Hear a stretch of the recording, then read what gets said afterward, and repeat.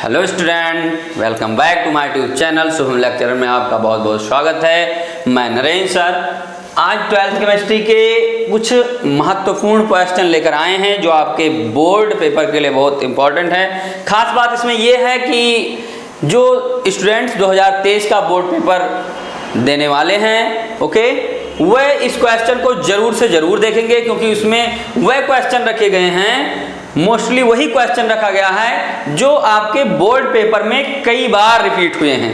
ठीक, तो स्टूडेंट ये जान लीजिएगा, अगर ये आपको ये सीरीज आप देख रहे हैं अच्छे से तो समझ लीजिए आपका 5 नंबर 100% पक्का हो गया, कहीं जाना नहीं है। 5 नंबर आपका 100% पक्का हो गया है। और ये वीडियो वही लोग देखेंगे, वही स्टूडेंट देखेंगे जो 90 एवं नंबर अचीव करना चाहते हैं। ये जान लीजिए आप 100% है।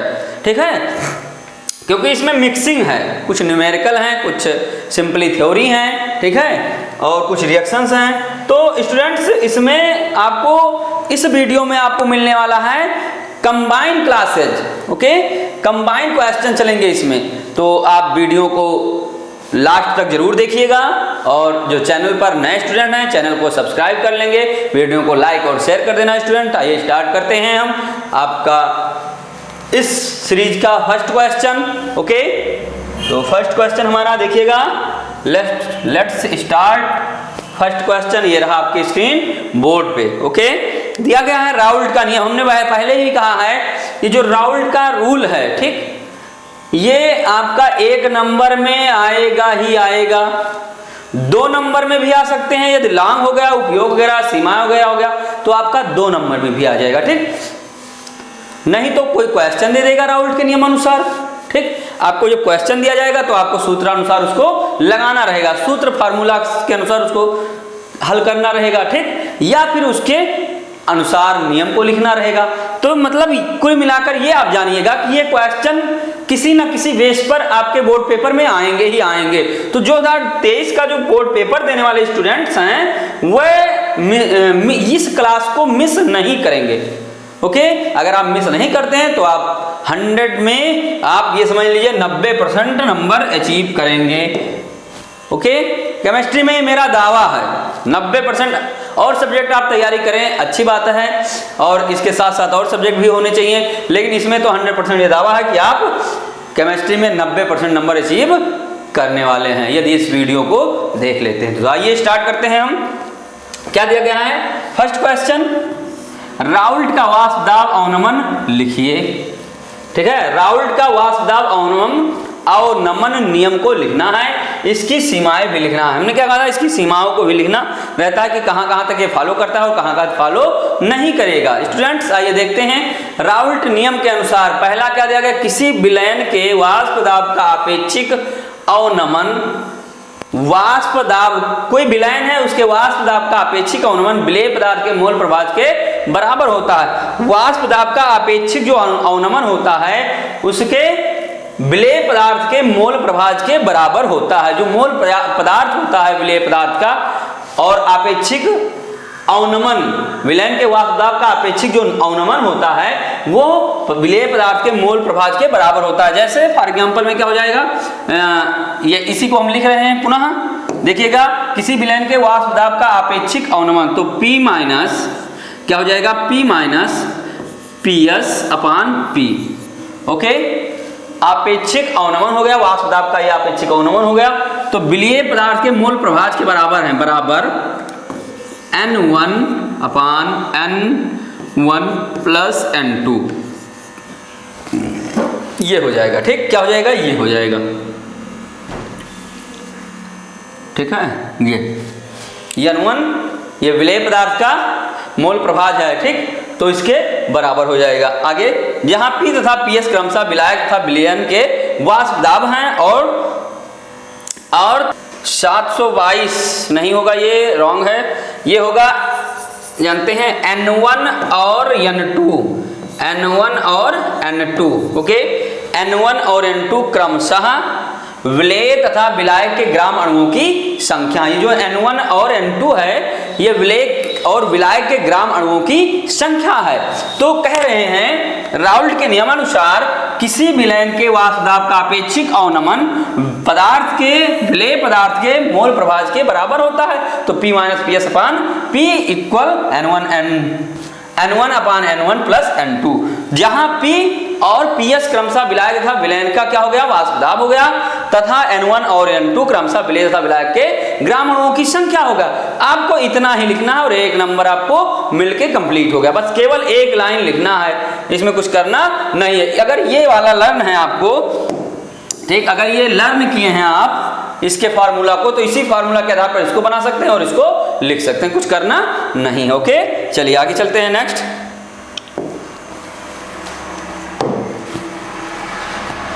चलिए सीमाओं को देखिएगा।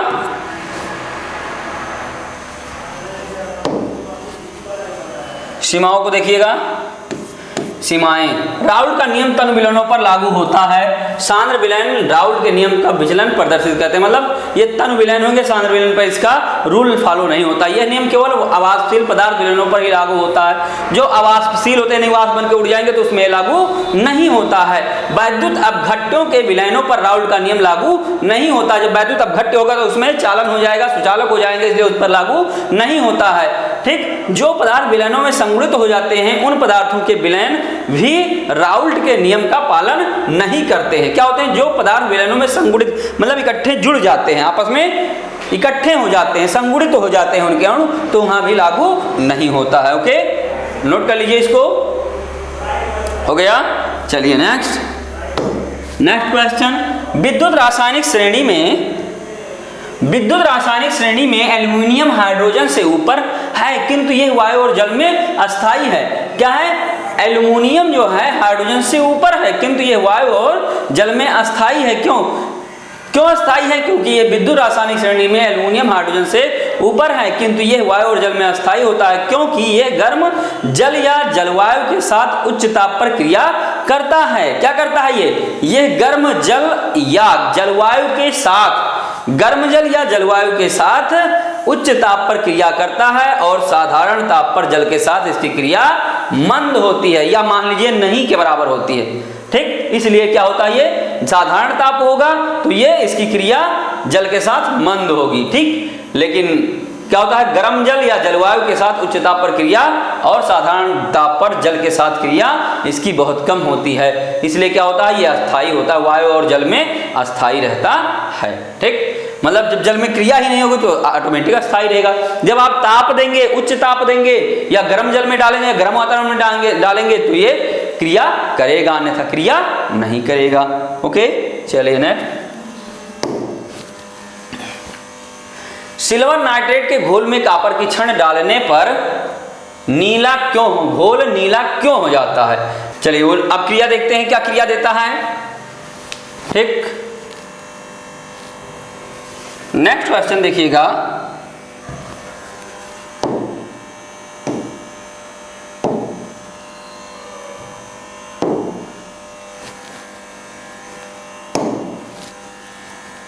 चलिए नेक्स्ट क्वेश्चन, प्रश्न नंबर 3। सिल्वर नाइट्रेट के घोल में कॉपर की छड़ डालने पर घोल नीला क्यों हो जाता है? देखिएगा, वैद्युत रासायनिक श्रेणी का प्रत्येक तत्व अपने से नीचे स्थित तत्वों को उसके विलयन से विस्थापित कर सकता है। श्रेणी में Cu का स्थान क्या है, Ag से ऊपर है, अतः ये AgNO3 से निम्नलिखित क्रिया करता है। अब Cu, जब कॉपर की छड़ को AgNO3 विलयन में डालते हैं तो क्या होता है, क्यूप्रिक आयन देता है। क्या देता है वो? क्यूप्रिक आयन देता है, जिससे इसका रंग क्या होता है, नीला पड़ जाता है। ठीक, क्या समझे? चलिए देखते हैं, रिएक्शन को देखते हैं, भी समझ में आ जाएगा। Okay, Cu plus 2AgNO3 okay gives क्या हो जाएगा, Cu2 plus 2NO3 minus plus 2Ag। ठीक, ये होता है। अब ये जो क्यूप्रिक आयन है इसे बोलते हैं क्यूप्रिक आयन। क्या बोलेंगे इसे? Cu प्लस को Cu प्लस जो है आपका, इसी के कारण ये क्या होता है, कॉपर की छड़ डालने पर नीला दिखाई देने लगता है। जब सिल्वर नाइट्रेट के घोल में कॉपर की छड़ डालते हैं तो क्यूप्रिक आयन में परिवर्तित हो जाता है, जिसके कारण ये नीला दिखाई देता है। आप यहाँ एक लाइन लिख सकते हैं।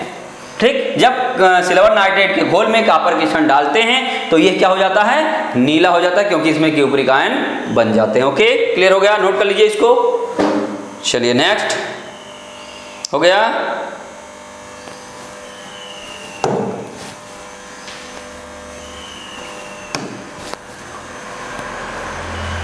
CuSO4, नेक्स्ट क्वेश्चन देखिएगा।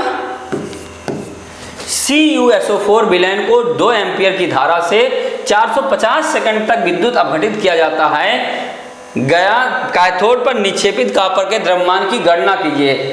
कॉपर के द्रव्यमान की गणना करना है, जबकि कॉपर का भार दिया गया है। तो देखते हैं क्या दिया गया है।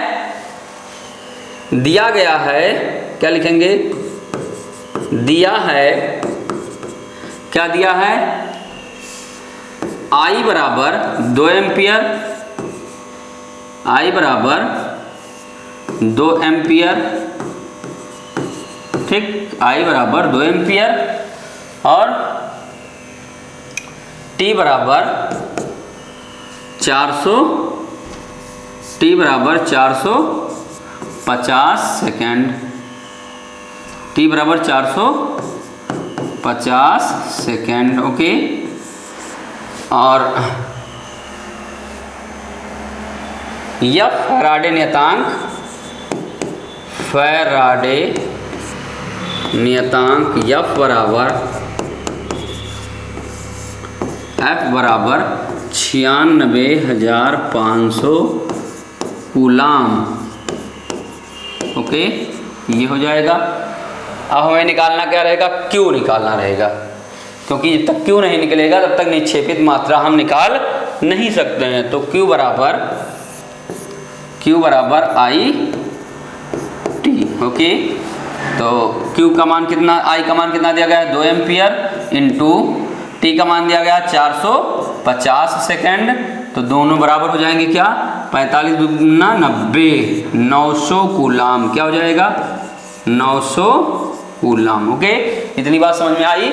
दिया गया है 2 एम्पियर, T बराबर 450 सेकंड, फैराडे नियतांक दिया गया 96,500 कूलाम और Q बराबर IT होता है, तो हमारा Q बराबर क्या आ गया, 900 कूलाम आ गया। ठीक, अब देखिएगा आगे, 900 कूलाम आ गया। अब क्या करना है आपको, यहाँ कैथोड पर निक्षेपित मात्रा, ठीक, तो तुल्यांकी भार बराबर, जब तक E नहीं निकालेंगे तो हमारा तुल्यांकी भार निकालेंगे तभी तो निकल सकता है। तो कॉपर का तुल्यांकी भार बराबर, यहाँ एक लाइन लिख दीजिए, कॉपर का तुल्यांकी भार बराबर, तुल्यांकी भार को E से डिनोट करते हैं, किससे, E बराबर कितना भार दिया गया, भार बटे मात्रा कितना दिया गया है, भार 63/2। ठीक, तो तुल्यांकी भार E बराबर 63/2 बराबर 2/6 और 2 2/6 और 2 1 3 2 5 10, 31.5 ग्राम। कितना आ गया, 31.5 ग्राम। ओके, प्रति तुल्यांक, ये ठीक, क्या आ गया, 31.5 ग्राम प्रति तुल्यांक। तो कॉपर का तुल्यांकी भार हमें मालूम पड़ गया। अब क्या करेंगे हम, जब कॉपर का तुल्यांकी भार मालूम पड़ गया तो हम कैथोड पर निक्षेपित कॉपर का द्रव्यमान बराबर, कॉपर का कैथोड पर निक्षेपित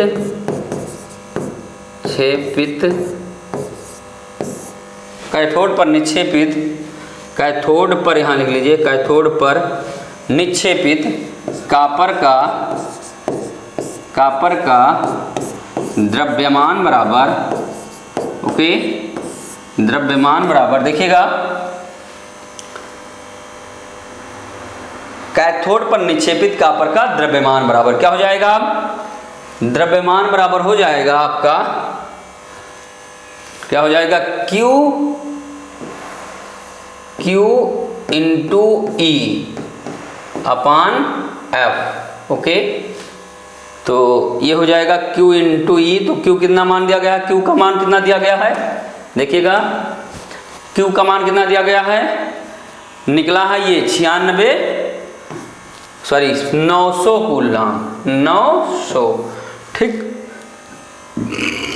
और ई का मान कितना दिया गया है, ई का मान आया है 31.5, ओके, अपान 96,500, ओके, क्या आया है 96,500, ठीक। अब इसी को हल कर लीजिए और कैथोड पर निक्षेपित कॉपर का द्रव्यमान हमें मालूम पड़ जाएगा, ओके। तो इसको हल जब करेंगे हम तो हमारा कितना आ जाएगा, हल करने पर आएगा हमारा, देखिएगा ये 2 जीरो से 2 जीरो कट जाएंगे, ये और ये कट जाएंगे, और ये कट जाएंगे, ओके। तो ये हमारा हो जाएगा, यहाँ कर दे रहे हैं मल्टीप्लाई, ओके। अब इसको और इसको क्या करेंगे आप, इस 9 को और 31.5 को क्या करेंगे, मल्टीप्लाई कर लेंगे और 965 से इसको क्या करेंगे, भाग दे देंगे, डायरेक्टली हमारा आंसर आ जाएगा। यहां लिख दे रहे हैं, ठीक, 9 × 31.5/965 बराबर कितना हो जाएगा, ये हो जाएगा 9 × 5 = 45, 9 × 1 = 9, 4 = 13, 9 × 3 = 27, 1 = 28, ओके।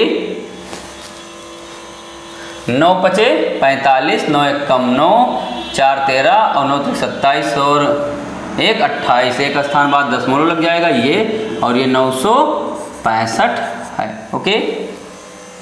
अब इसको भाग कर देंगे हम 0.293 ग्राम, ठीक, कितना आएगा 0.293 ग्राम आएगा, कितना आएगा 0.293 ग्राम आएगा।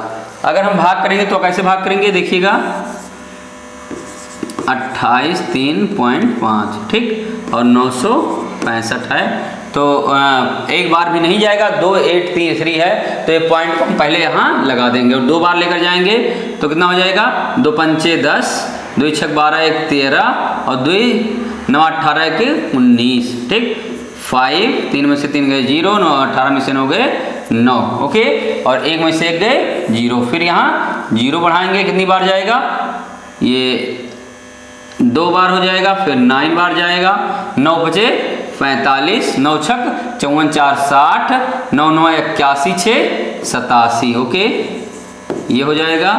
तो 10 में से 5 गए 5, 5, 10 में से 7 गए, सॉरी यहाँ 4 हो जाएगा, 10 में से 5 गए 5 और यहाँ 4 में से 0 गए 4, 9 में से 7 गए 2, यहाँ 0, और फिर क्या करेंगे, हम 0 फिर से बढ़ाएंगे और 3 बार लेकर जाएंगे तो कितना हो जाएगा, 3 × 5 = 15 और 3 × 6 = 18, 1 = 19, 3 × 9 = 27, 1 = 28, कितना हो जाएगा, ज़्यादा हो जाएगा, 3 × 5 = 15, 3 × 6 = 18, 1 = 19, 3 × 9 = 27, ज़्यादा हो जाएगा, ठीक है। इसलिए हम क्या करेंगे, 2 बार लेकर जाएंगे, कितने बार, 2 बार लेकर जाएंगे, हाँ, यहाँ कितनी बार, 2 बार लेकर जाएंगे, ओके। तो इसको 2 बार कर दीजिए, 2 × 5 = 10, 2 × 5 = 10 और 2 × 6 = 12, 2 × 9 = 18, 1 = 19, ओके। तो ये 0 हो जाएगा, 5 में से 2 गए 3, 14 में से 9 गए 5, यहाँ 0, ठीक, ये 0 बढ़ जाएगा एक, फिर तो कितने बार जाएगा, ये 5 × 9 = 45, 5 बार हो सकता है जाए, तो देखते हैं 5 बार, 50 25, 5 × 6 = 30, 2 = 32, ठीक, और 5 × 6 = 30, 2 = 32, 5 × 9 = 45, 3 = 48, हाँ 5 बार जाएगा, तो 10 में से 5 गए 5 और यहाँ 9 में से 2 गए 7, 13 में से 8 गए, 12 में से 8 गए 4 और यहाँ 0, मतलब क्या हो गया, ये 0.2 यहाँ आएगा, अब लिख दीजिएगा, क्या लिखिएगा, बराबर आ जाएगा 0.2925, इतना आ जाएगा, ठीक, क्या आ जाएगा 0.2925 ग्राम। तो यहाँ लिख दीजिएगा कॉपर का द्रव्यमान बराबर क्या हो जाएगा, कॉपर का द्रव्यमान बराबर कॉपर का द्रव्यमान बराबर 292 क्या हो जाएगा 0.293 ग्राम। ठीक, क्या हो जाएगा 0.293 ग्राम। क्यों? क्योंकि 5 है, 5 इसमें एक जुड़ जाएगा, 3 अंक लेंगे तो 5 क्या हो जाएगा 0.293 ग्राम होगा। यदि चौथा 3 अंक तक लास्ट तक लिया जाता है, ठीक, यदि लास्ट अंक 5 है या 5 से ज़्यादा है तो एक अंक इसमें जुड़ जाता है। ठीक, तो 2 1 3 हो जाता है। ऐसे हम लगाएंगे। अब इतना लंबा प्रोसेस आपको करने की आवश्यकता नहीं है, लेकिन अगर आ गया क्वेश्चन तो आपको लगाना तो पड़ेगा ही। ठीक, इसलिए हमने इस टेक्निक को बता दिया है। ओके, नोट कर लीजिए इसको, नोट कर लीजिए इसको। ये देखिएगा, ये इसका क्या है, ये ठीक, और ये क्या है, यफ यहां लिख दे रहे हैं हम, ये ठीक, यफ को हम थोड़ा, ये ई हो गया, ये क्यू हो गया, यफ यहां लिख दे रहे हैं। ठीक, बस क्लियर है। अब इसको नोट कर लीजिए, क्या करेंगे, नोट कर लेंगे। ठीक, ये ओके, क्लियर हो गया। देख लीजिएगा, कहीं दिक्कत एक बार चेक कर लीजिए, चेक जरूर करेंगे। हमने पहले भी कहा आपसे चेक कर लीजिएगा। दिया गया है I बराबर 2 एम्पियर, T बराबर 450 सेकंड, फैराडे नियतांक F बराबर 96,500 कूलम, Q बराबर IT 2 × 45 दूना 900, कापर का तुल्यांक बाहर निकालना 63/2।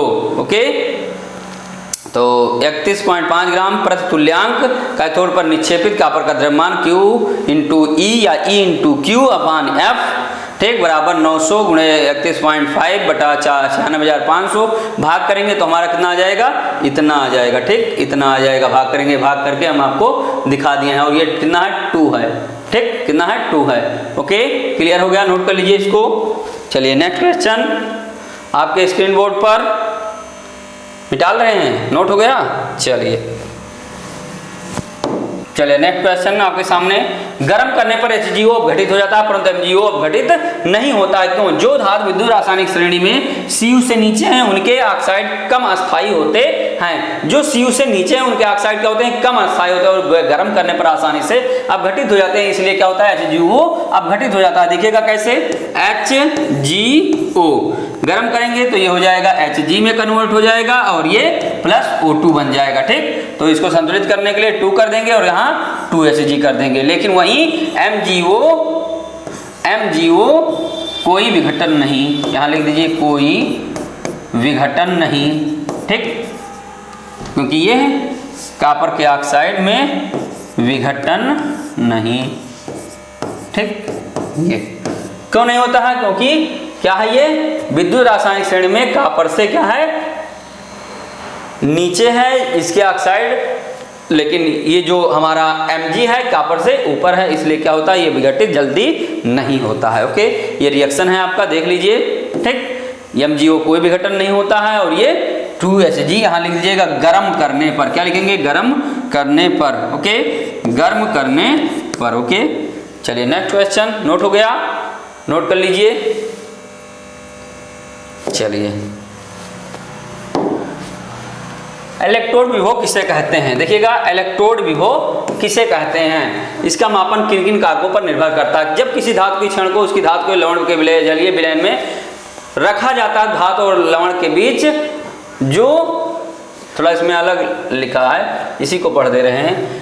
जब किसी धातु इलेक्ट्रोड को उसी धातु के किसी लवण के जलीय विलयन में रखा जाता है तो धातु और विलयन के संपर्क स्थल पर वैद्युत द्विक स्तर उत्पन्न हो जाता है, जिसके फलस्वरूप धातु और विलयन के मध्य विभवांतर स्थापित हो जाता है, जिसे इलेक्ट्रोड विभव कहते हैं। या जब किसी धातु की क्षण को उसके लवण के जलीय विलयन में डुबोया जाता है, धातु और क्षण के मध्य विभवांतर उत्पन्न हो जाता है, उसी को हम इलेक्ट्रोड विभव कहते हैं। मतलब दोनों तरीके से कह सकते हैं, चाहे इस तरीके से आप कहिए, चाहे जैसे हम बोल रहे हैं ऐसे कहिए, कोई दिक्कत नहीं है। वही चीज लिखा है, सेम, थोड़ा लैंग्वेज इधर उधर कर दिया गया है बस, और मीन्स वही निकल रहा है। ओके, इसे E0 से प्रकट करते हैं और इसे वोल्ट में मापा जाता है। उदाहरण, जब कॉपर की क्षण को कॉपर सल्फेट के विलयन में डुबोया जाता है तो कॉपर की क्षण विलयन के सापेक्ष ऋणावेशित या धनावेशित हो जाती है, या आयनों के मध्य विभवांतर उत्पन्न हो जाता है, यह होता है। तो परिभाषा क्या बताएंगे, जब किसी धातु की क्षण को उसके लवण के जलीय विलयन में डुबोया जाता है तो धातु और क्षण के मध्य विभवांतर उत्पन्न हो जाता है।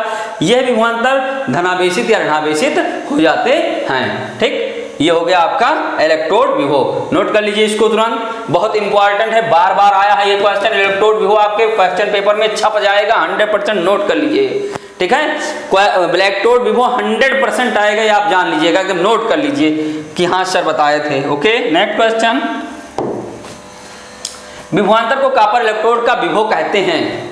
ठीक, आगे देखिए, चालक की प्रकृति, विभव निम्नलिखित कारक, अच्छा कारक अभी थे इस क्वेश्चन में, क्या थे देखते हैं क्या थे। इसका मापन किन किन कारकों पर निर्भर करता, तो कारकों को भी देख लेते हैं क्या क्या कारक था। ठीक, कारक को देखते हैं। चालक की प्रकृति, पहला क्या है, जिस इलेक्ट्रोड की चालकता अधिक होगी वह उतना ही अधिक इलेक्ट्रोड का विभव उत्पन्न करता है। जब चालकता ज्यादा होगी तो इलेक्ट्रोड विभव जाहिर सी बात है ज्यादा उत्पन्न होगा। धात्विक आयन की विलयन में सांद्रता बढ़ाने पर इलेक्ट्रोड विभव का मान घटता है, क्योंकि सांद्रता बढ़ाने पर आयन घट जाता है। क्या होता है, सांद्रता बढ़ाएंगे तो आयन घट जाते हैं, चालकता कम हो जाएगी। तापक्रम को देखिएगा, इलेक्ट्रोड विभव का मान ताप पर भी निर्भर करता है। जो उच्च ताप बढ़ाने पर आयन बढ़ने के कारण बढ़ता है। अगर ताप ज्यादा देंगे आप तो आयनों की संख्या बढ़ेगी और चालकता भी बढ़ेगी। ओके, चलिए नेक्स्ट क्या हो जाएगा, नेक्स्ट क्वेश्चन देखिएगा।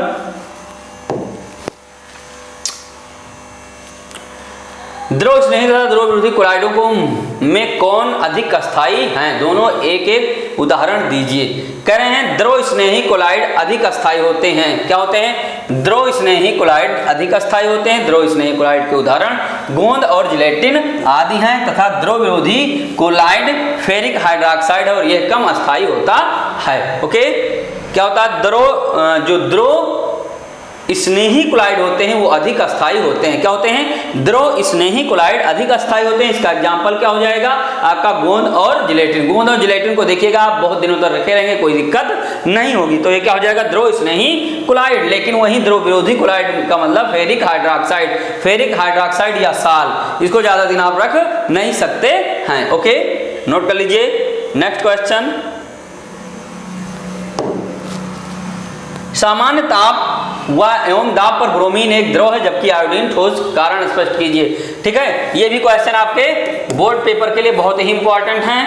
आयोडीन का अणुभार तथा आकार दोनों ब्रोमीन से क्या है, अधिक है। ब्रोमीन से क्या होता है, आयोडीन का अणुभार तथा आकार दोनों क्या है, अधिक है। आयोडीन अणु के मध्य लगने वाला आणविक आकर्षण बल ब्रोमीन की तुलना में अधिक होता है। जो ब्रोमीन होता है उसका अणुभार और आकार दोनों कम होते हैं, इसलिए उनके बीच में लगने वाला आकर्षण बल, अणुओं के बीच में लगने वाला आकर्षण बल कम हो जाता है। इसलिए क्या होता है, वो अधिक अस्थायी या अधिक ठोस नहीं होता है। ओके, इसलिए ब्रोमीन क्या है, द्रव है और आयोडीन ठोस है। ओके, नोट कर लीजिए।